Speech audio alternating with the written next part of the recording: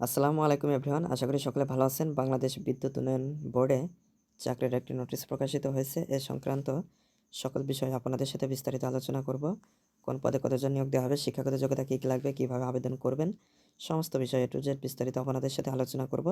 তো অবশ্যই আপনারা ভিডিওটি না টেনে সম্পূর্ণ ভিডিওটি দেখবেন। তাহলে চলুন মূল ভিডিওটি শুরু করা যাক। তো নোটিশটি 18 নভেম্বর 2025-এ প্রকাশিত হয়েছে। এখানে একটি মাত্রই পদ রয়েছে, সেটা হচ্ছে সাহায্যকারী।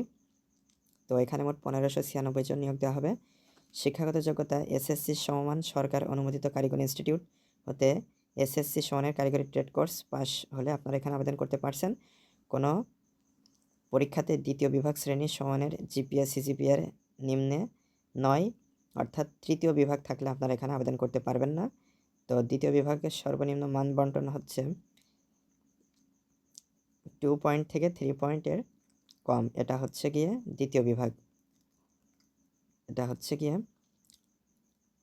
জিপিএ 3 বা তদূর্ধ্ব, সেটা হচ্ছে প্রথম বিভাগ হবে, এবং জিপিএ 2.00 থেকে 3.00 এর কম, সেটা হচ্ছে দ্বিতীয় বিভাগ। আশা করি বিষয়টা বুঝতে পেরেছেন।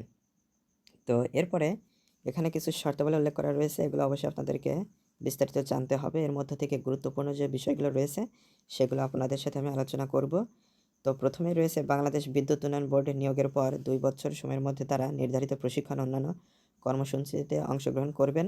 উক্ত প্রশিক্ষণ ও কর্মসূচিতে অর্জিত ফলাফলের ভিত্তিতে প্রচলিত বিধিবিধান অনুযায়ী তাদেরকে সাহায্যকারী এর শূন্য পদের বিপরীতে নিয়মিত নিয়োগ প্রদান করা হবে। বর্ণিত পদের জন্য বয়সসীমা 15/12/2025 তারিখে 18 থেকে 32-এর ভিতরে থাকতে হবে। বয়স প্রমাণের ক্ষেত্রে কোনো প্রকার এফিডেভিট গ্রহণযোগ্য হবে না। তো আপনাদের এখানে আরও কিছু বিষয় উল্লেখ করা রয়েছে। তো আপনাদের এখানে আবেদন করতে গেলে অবশ্যই অনলাইনের মাধ্যমে আবেদন করতে হবে। অনলাইনে আবেদন করার জন্য আপনার যে কোনো একটা ডিভাইস থেকে যে কোনো একটা ব্রাউজার সিলেক্ট করে bpdb.teletalk.com.bd ওয়েবসাইটে আপনারা প্রবেশ করে ফর্মটা পূরণ করে আবেদন করতে পারবেন। অনলাইনে আবেদনপত্র পূরণ ও পরীক্ষার ফি জমাদানের শুরুর তারিখ এবং সময় 24/11/2025 সকাল 10টা, এবং অনলাইনে আবেদনপত্র জমাদানের শেষ তারিখ এবং সময় 15/12/2025 বিকাল 5টা। তো এই সময়ের ভেতরে আপনাদেরকে আবেদন করে নিতে হবে। তো আবেদনটা করা হয়ে গেলে আপনাদেরকে SMS করার মাধ্যমে টাকা জমা দিতে হবে। তো ফর্মটা পূরণ করার সময় আপনাদের একটা রঙিন ছবি এবং স্বাক্ষরের প্রয়োজন পড়বে। তো রঙিন ছবির দৈর্ঘ্য হবে 300 এবং প্রস্থ 80 পিক্সেল।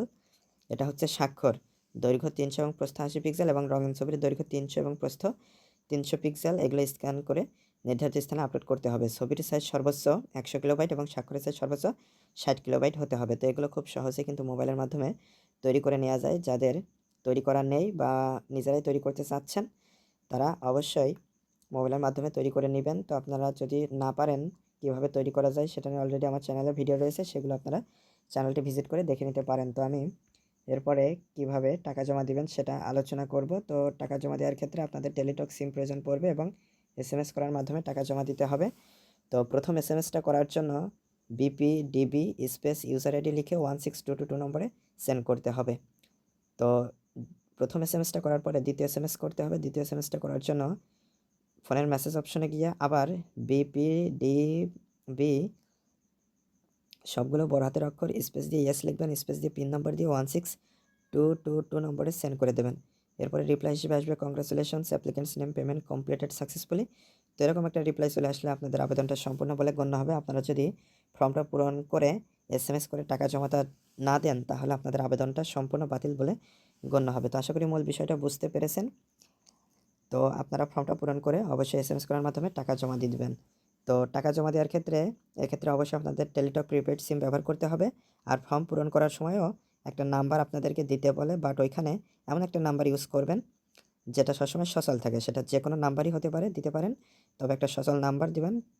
পরবর্তীতে পরীক্ষার সময় ডেট এগুলো জানালে আপনাদেরকে SMS করার মাধ্যমে জানিয়ে দেবে, যাতে আপনারা ইনস্ট্যান্ট সেটা জানতে পারেন। আর হচ্ছে গিয়ে সবসময় আপনারা ইনবক্স চেক করবেন। তো আজকে মূলত এটা আলোচনার বিষয় ছিল। আশা করি আপনারা মূল বিষয়গুলো বুঝতে পেরেছেন। এরপরেও যদি কোনো প্রশ্ন থাকে সেটা অবশ্যই কমেন্ট করে জানাতে পারেন, সেটার অ্যান্সার করার অবশ্যই চেষ্টা করব। তো যারা চ্যানেলটিতে নতুন তারা অবশ্যই চ্যানেলটি সাবস্ক্রাইব করে আমাদের সাথেই থাকবেন। পরবর্তী ভিডিওতে কথা হবে। ধন্যবাদ সবাইকে।